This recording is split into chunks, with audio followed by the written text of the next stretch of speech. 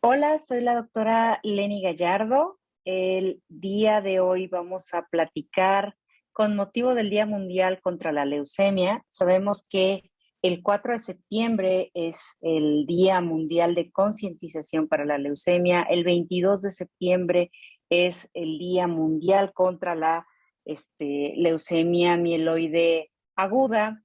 Y pues vamos a platicar un poco de todos estos adelantos a nivel molecular que esta enfermedad nos ha dado desde el punto de vista médico y que nos sigue dando información para el bien de los pacientes, no solamente con leucemia, sino también con otros tipos de neoplasias. La leucemia como punto inicial para la aplicación de la genética en la clínica. Pues sabemos que el cáncer en general es la enfermedad genética más común, por lo que el estudio molecular se va a convertir o se convirtió ya en una piedra angular de la investigación de estas neoplasias. La base molecular de esto es gracias al estudio de las leucemias en el inicio, como lo vamos a ver más adelante. Y pues partimos definiendo la leucemia como un grupo de enfermedades. Son malignidades hematológicas que van a comprometer las células mieloides o las células linfoides. Sabemos que existen diferentes tipos de leucemias y que estas tienen diferentes opciones de tratamientos y perspectivas. Y a partir de este grupo de leucemias es que vamos a ver cómo se ha ido disgregando y cada vez se está personalizando mucho más el tratamiento de los pacientes con estas malignidades. Como una clasificación general, tenemos la leucemia linfocítica aguda, que es más común en niños que en adultos, la leucemia mieloide aguda, que es más común en personas mayores, la leucemia linfocítica crónica, que afecta principalmente a adultos mayores, y esta representa un tercio de todas las leucemias. La leucemia mieloide crónica, que es un hito dentro de los hallazgos moleculares para poder brindar terapias dirigidas a estos pacientes, representan alrededor del 15% y es mucho más frecuente en adultos mayores. Y por último, la leucemia mielomonocítica crónica, que afecta principalmente a adultos mayores. Como podemos ver, este grupo de neoplasias hematológicas afecta a personas mayores, sin embargo, es la neoplasia más común en niños y adolescentes. Representa casi 1 de cada 3 neoplasias en niños y adolescentes. La mayoría de las leucemias infantiles son leucemias linfocíticas agudas y la mayoría de los casos restantes van a ser leucemias mieloides agudas.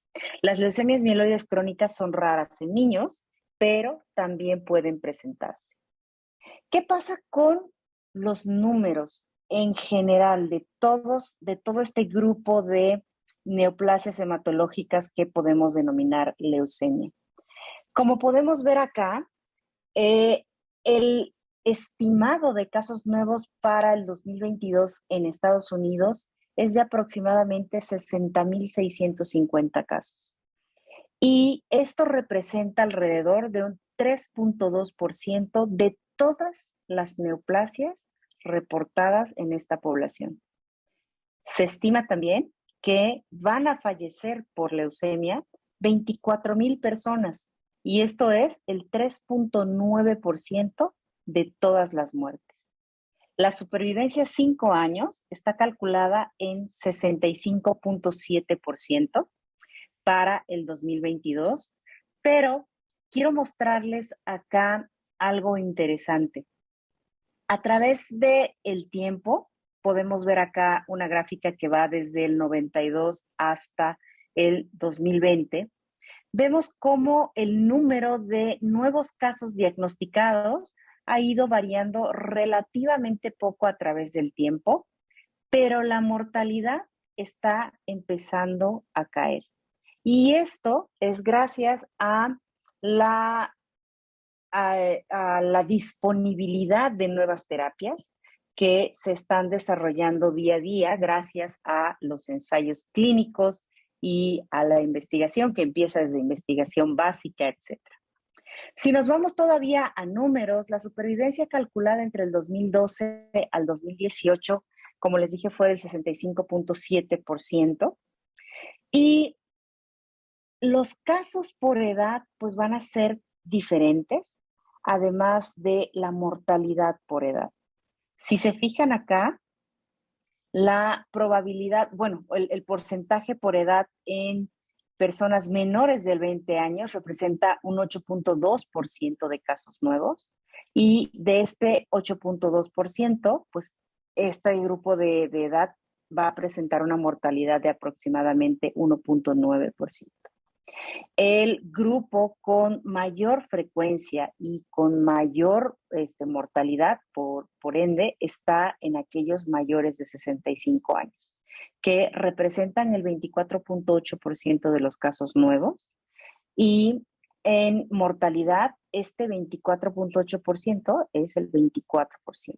En las personas de 75 a 84 años, los casos nuevos diagnosticados por año son aproximadamente del 20%, pero la mortalidad sube hasta un 30.4% en este grupo de edad.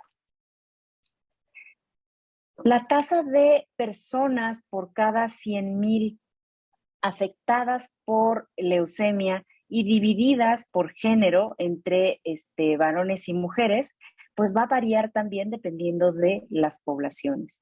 Vemos aquí que la representación de los hispanos, en donde aproximadamente el 80% de estos eran población mexicana o descendientes de mexicanos, era aproximadamente de un 13.3% en varones y un poco más bajo en mujeres, 9.2%.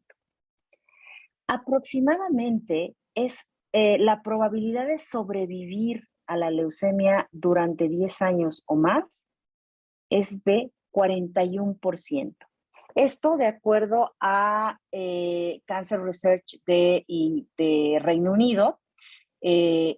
Son estudios que se han ido realizando a través del tiempo. Estos estudios epidemiológicos nos van a mostrar cómo la supervivencia a través del tiempo ha ido mejorando.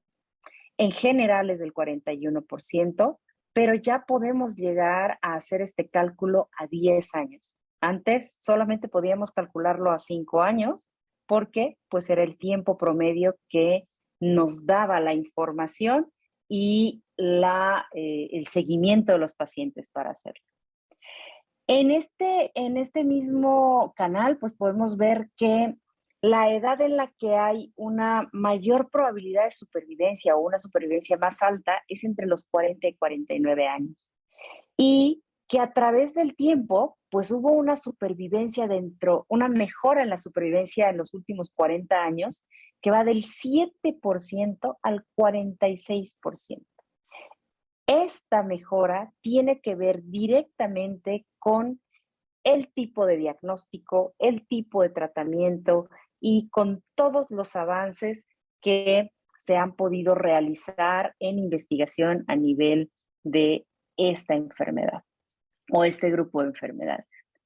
Entonces, hablando de la supervivencia reportada en Reino Unido del 2013 al 2017, pues podemos ver que ya tenemos tablas en donde nos muestran una supervivencia a 10 años.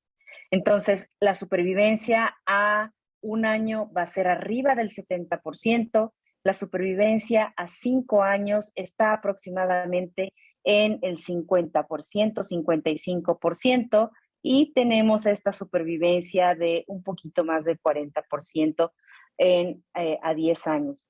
Entre hombres y mujeres se ha visto que hay diferencias leves y que si nos vamos a las edades, ahí sí podemos encontrar diferencias mayores.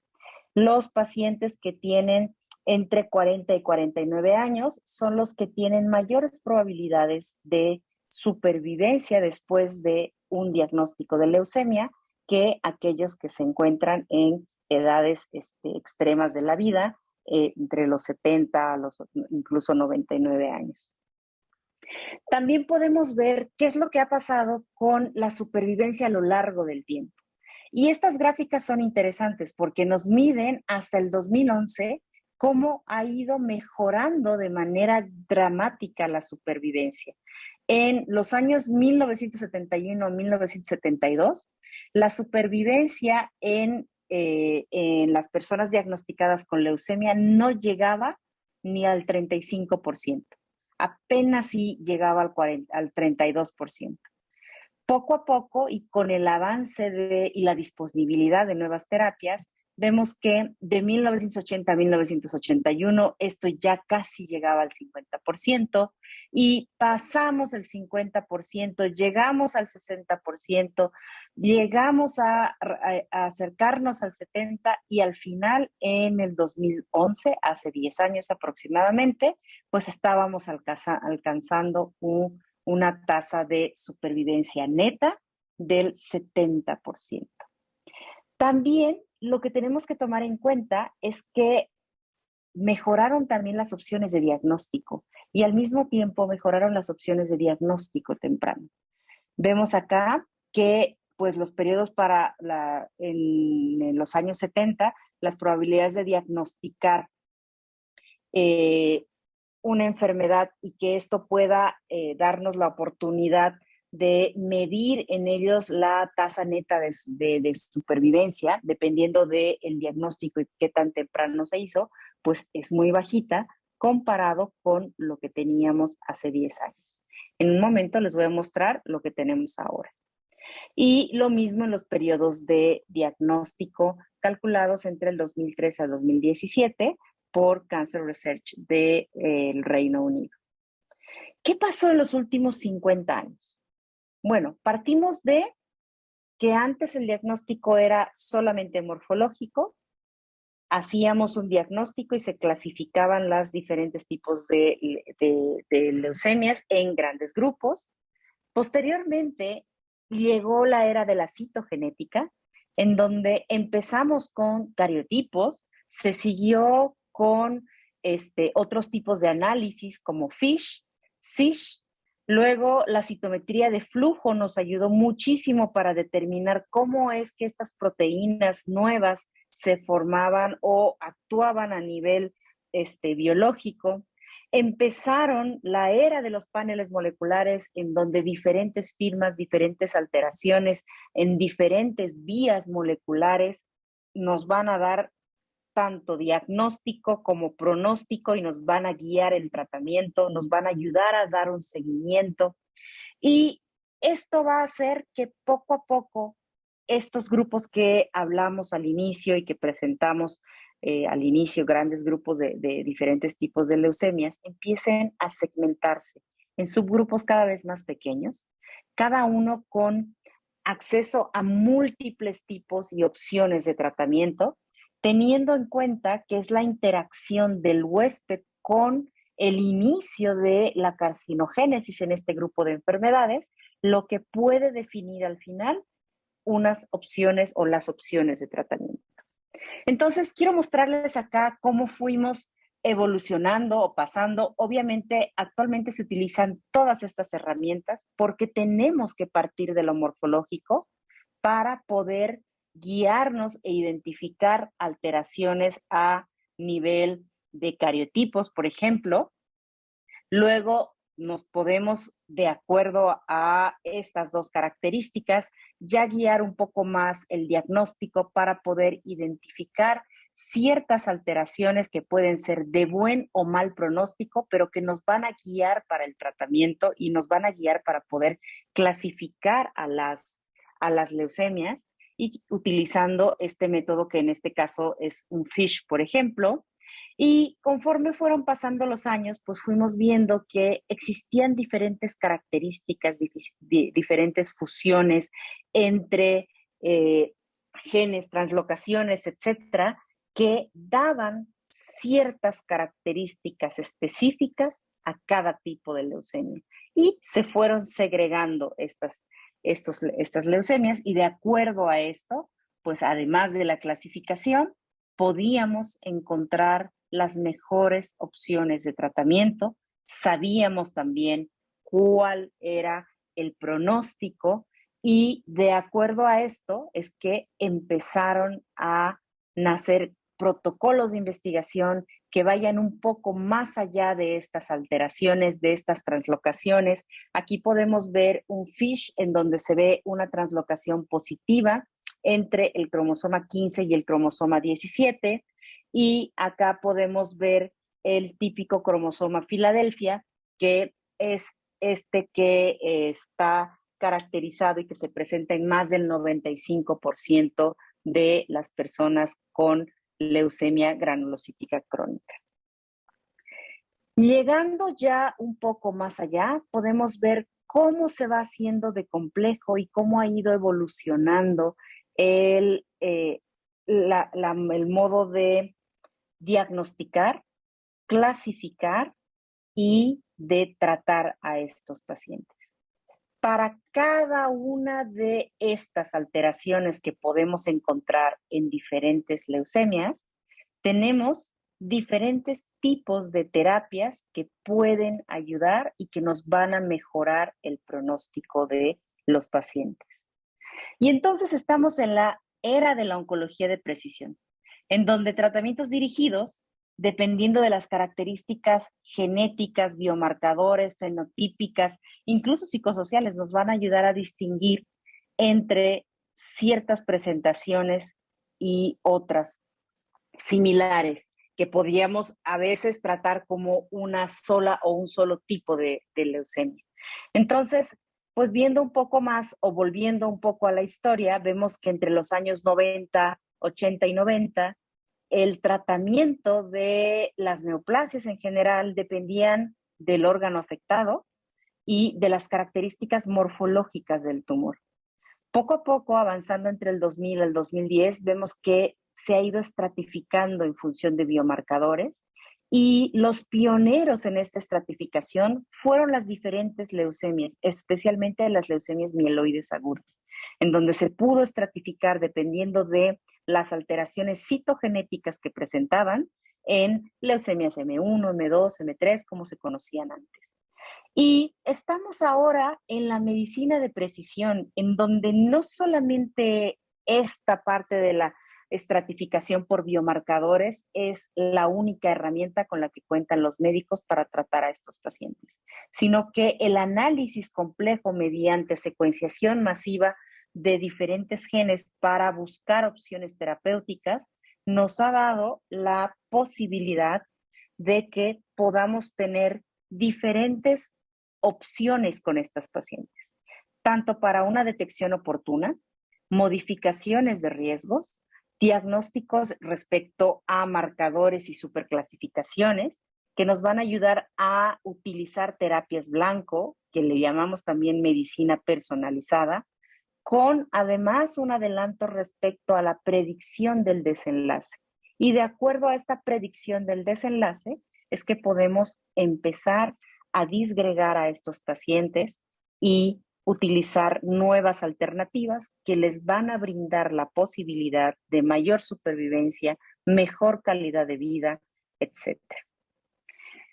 Hablando de la leucemia mieloide aguda, viendo la parte histórica y cómo eran o cuáles eran las posibilidades de supervivencia, podemos ver en estas gráficas que en los pacientes menores de 60 años, la supervivencia calculada a los 5 años, que es esta que está acá en azul, y en los años 80, entre los 70 y los 80, más o menos fue entre 12 al 15% en pacientes menores de 60 años. Ya con el avance de las herramientas terapéuticas y diagnósticas que nos ayudaban a distinguir entre una y otra patología o leucemia, tenemos que entre los años 90 a los 2000 casi duplicamos la supervivencia, llegando al 2004 con una supervivencia a 5 años del 28%. Como podemos ver acá, hasta el 2020, esta supervivencia en pacientes menores de 60 años llegó al 52%. Entonces, la diferencia entre las décadas nos mostraron que los avances en las diferentes etapas de la enfermedad a nivel científico, pues están teniendo de manera objetiva una, un impacto directamente en el paciente.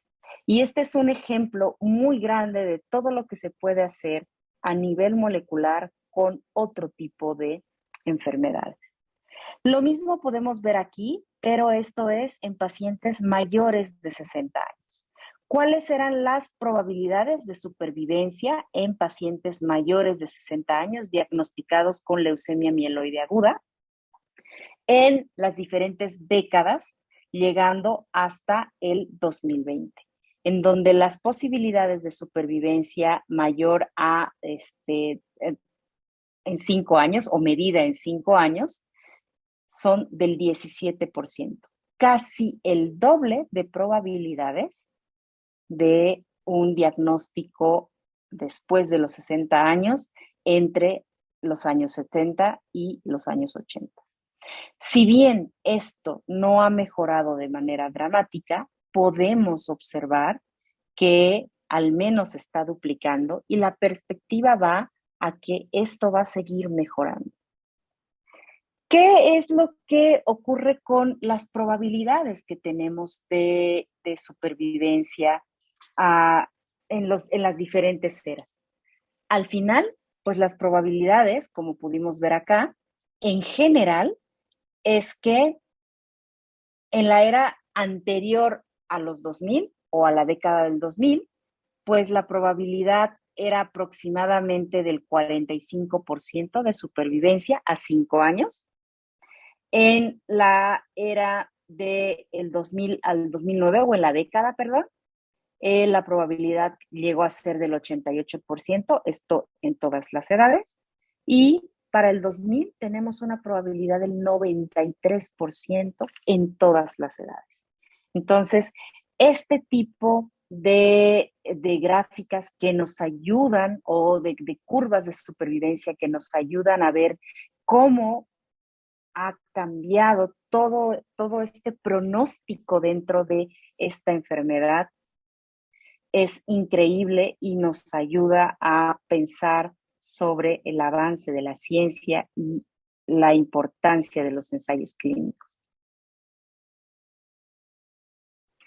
Y es así como, dependiendo de las características, o empezando por las características del paciente, como la edad, el estado funcional del paciente, si estuvo o no expuesto a quimioterapias previas, si estuvo o no expuesto a trasplante de médula ósea, etcétera, aunado a las características morfológicas, inmunofenotípicas, citogenéticas y moleculares de, en este caso, una leucemia mieloide aguda, es que podemos tomar una serie de decisiones que antes se limitaban solamente a probablemente una opción de quimioterapia. Como podemos ver acá, se clasifican a los pacientes en elegibles para ciertos tipos de terapias blancos, en no elegibles para otros tipos de terapias blancos, pero dependiendo de lo que vayamos encontrando en cada uno, es que se van segregando y se van haciendo estos subgrupos en donde tenemos diferentes opciones para los pacientes, y esto es lo que directamente ha influido en la mejora de la supervivencia. Pero además no solo es la mejora de la supervivencia, sino que al poder superclasificar a estos pacientes y poderles dar una terapia dirigida, mejoramos la calidad de vida porque se exponen a terapias que no necesitan, bajamos el riesgo de recurrencias y tenemos también la probabilidad de darles un seguimiento. Este es un ejemplo de lo que pasó con las mutaciones a nivel de los genes de IDH. Los genes de IDH, tenemos IDH1 e IDH2, se identificaron primero en los glioblastomas. Vemos acá que en el 2008 se identificaron en los glioblastomas y sabíamos que era un biomarcador pronóstico. Al año siguiente ya se identificaron en ciertos tipos de leucemias mieloides agudas.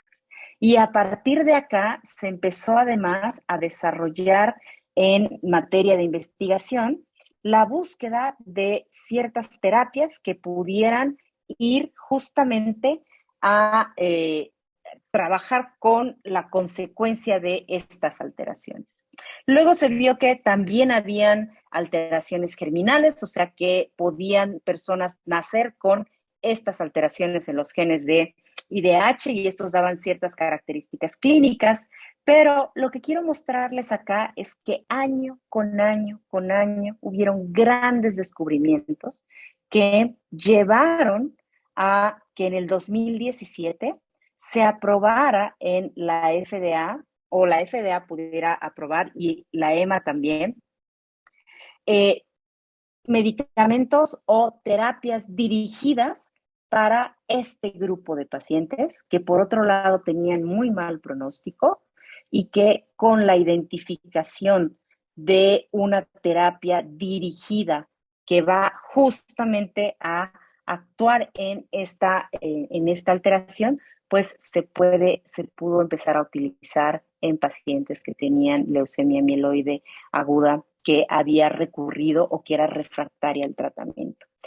Posteriormente, ya se aprobó otra terapia blanco y en el 2019 se aprobó una nueva terapia blanco para aquellos que no eran elegibles para otro tipo de terapias. También es importante saber que en la parte de investigación se pudo determinar cuáles eran las mejores opciones para los pacientes mayores de 65 años o menores de 65 años que tengan un buen estado funcional o que no tengan un buen estado funcional.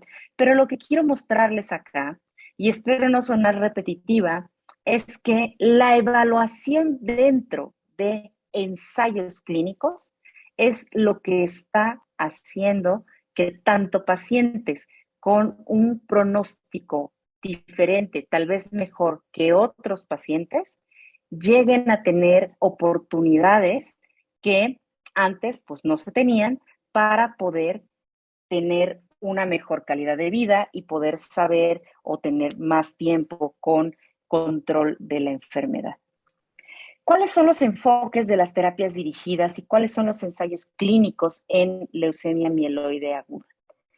Tenemos acá un ejemplo, por ejemplo, perdónenme la redundancia, estos blancos moleculares, como podemos ver acá, son motivo de estudios. Tenemos diferentes ensayos clínicos registrados hasta el momento. Este registro fue hasta finales del 2021 y están probando el desarrollo de diferentes compuestos que van a ir dirigidos a estas alteraciones en particular. Incluso sabemos cuáles son las vías de expresión, qué es lo que pasa con ciertos marcadores que nos pueden dar un pronóstico malo y a partir de esto es que se están desarrollando ensayos fase 1, fase 2, fase 3. En este caso estamos mostrando solamente los fase 1, que son los últimos que están desarrollando, o sea, las últimos componentes en desarrollo y que van a tardar un par de años en pasar a fase 2 y fase 3, pero todos estos blancos moleculares en donde pudimos identificar la función y a partir de la función pudimos identificar cuál es la racional para poder desarrollar algún compuesto que vaya a atacar justamente la función alterada en caso de mutaciones o alteraciones en estos blancos, pues nos van a llevar a el descubrimiento y más allá la utilización de otras terapias que van a dar todavía mayor probabilidad a los pacientes con diferentes leucemias. En este caso es leucemia mielocítica aguda, pero es para todas las leucemias. que hay estudios de investigación y hacia eso van con los mismos pasos para desarrollarlas y darnos mejores opciones de tratamiento. ¿Qué pasa en la parte de los ensayos clínicos para las leucemias infantiles? En este caso, pues sabemos que la linfoblástica aguda es la más, la más común. Y el hecho de aplicar una nueva terapéutica en poblaciones vulnerables nos lleva a un conflicto ético en la parte de las leucemias y la población infantil. Es importante saber que si este es uno de, o esta es una de los neoplasias más frecuentes en esta edad, pues los ensayos clínicos tienen que llegar de manera segura tanto a niños y adolescentes, porque pues sabemos que es el 20% de los cánceres en menores de 20 años, la leucemia linfoblástica aguda. Por lo tanto, a partir del 2014 empezaron a realizarse diferentes debates respecto a la experimentación en niños y gracias a que se puede en este momento garantizar la seguridad, a que los estudios se rigen por normas muy estrictas, podemos tener grupos de estos pacientes que estén en ensayos clínicos, que se beneficien de los mismos, pero que al mismo tiempo vayan a beneficiar a otros niños que en unos años podrán o serán diagnosticados con esta enfermedad. Por último, hablarles solamente un poquito, no es objetivo de esta plática, de lo último que tenemos en desarrollo de terapias para pacientes con enfermedades refractarias y que tienen múltiples líneas de tratamiento, pues están estas células llamadas CAR T cells, de las cuales pues espero hablarles más allá con mucho más detalle. Sabemos que están producidas a través de ingeniería genética, se hacen en los propios linfocitos del paciente y esto está revolucionando el tratamiento de las enfermedades hematológicas. A partir del diseño dirigido a las alteraciones del paciente, son las propias células genéticamente modificadas de este que están dándonos resultados impresionantes con periodos de estabilidad de la enfermedad o en muchos casos incluso ya no se ve enfermedad muy largos y es lo más prometedor. Empezaron por justamente leucemias y es algo que quería mostrarles porque a partir de, o como está pasando con las CAR T cells, es que pasó con la parte de citogenética y es lo que pasó con la parte de biología molecular, que a partir de la neoplasia hematológica y los descubrimientos en estas neoplasias es que se pudieron traspolar a otras neoplasias de tejidos sólidos y esto nos da una esperanza de que se puedan tratar mucho más y mejorar no solamente el pronóstico en leucemia, sino en todas las neoplasias. ¿Cuáles son los desafíos limitantes de las pruebas moleculares? Pues tenemos una regulación y evaluación de calidad que todavía no está del todo concreta. Y es importante que tomemos en cuenta como médicos que los laboratorios clínicos tienen que evolucionar constantemente, tienen que actualizar los equipos, tenemos que saber cuáles son los kits que están disponibles desde el punto de vista comercial, cuáles son las evaluaciones que se han hecho, porque esto está avanzando a pasos gigantescos y es necesario que esto vaya evolucionando, porque muchas veces la falla de un tratamiento tiene que ver con el diagnóstico inicial y el diagnóstico inicial tiene que ver con una oferta sin tanta información de laboratorios que no han podido actualizar sus equipos, etcétera, y estamos limitando las posibilidades de nuestro paciente. Entonces, es obligación como médicos que podamos identificar estas limitantes de las pruebas moleculares para poder asegurar las mejores opciones terapéuticas para nuestro paciente y la mejor evaluación global de nuestro paciente desde el punto de vista molecular. El manejo de los datos, o sea, los registros electrónicos, la propiedad de todas estas firmas moleculares y todo lo que se va descubriendo, los intereses comerciales, las regulaciones legales sobre la privacidad y el intercambio de datos, porque al final están evaluando genomas completos de los pacientes, está todavía como un área de oportunidad que debe de tener una regulación mejor. El tejido y el tiempo para realizar la prueba, más en enfermedades hematológicas, es algo que influye bastante en el resultado de la prueba. Entonces, ¿cuál es el momento ideal para realizar una prueba?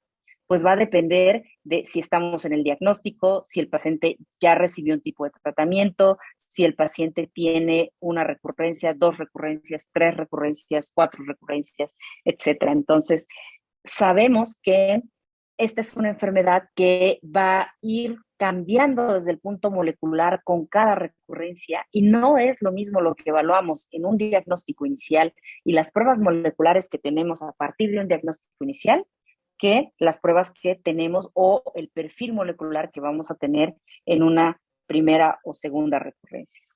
Los avances técnicos en la secuenciación del genoma, la implementación de la secuenciación de próxima generación llamada NGS en inglés, las alternativas para individualizar la terapia en pacientes con cáncer, dependiendo de los perfiles moleculares, cuándo y cómo utilizar las pruebas moleculares en la clínica, es un tema en constante cambio y controvertido. Lo que hablamos hoy puede ser que en unos meses salgan las nuevas guías, nuevos descubrimientos y nos cambie el panorama. Pero hacia eso vamos. ¿Cuál es el debate actual? ¿Cuáles son las pruebas genéticas universales para pacientes con cáncer en general? ¿Cuál debería ser el umbral de detección de variantes patogénicas para exigir u ofrecer pruebas a los pacientes? ¿Qué variantes deberíamos intentar detectar para poder beneficiar a los nuestros ante la complejidad de estas neoplasias? Las directrices siempre están cambiando y van a reflejar nuevos datos. Entonces, lo que tenemos que hacer como médicos es estar actualizándonos constantemente. Demostrar la mejora de la mortalidad con la aplicación de pruebas moleculares en sus diferentes usos de cáncer es lo que traté de mostrarles en esta plática. Agradezco su atención. Espero que esta información o lo que quería plasmar en esta es cómo el avance a nivel molecular nos ha podido beneficiar de manera clara y concreta en la supervivencia de las diferentes leucemias. Muchas gracias y estoy a sus órdenes.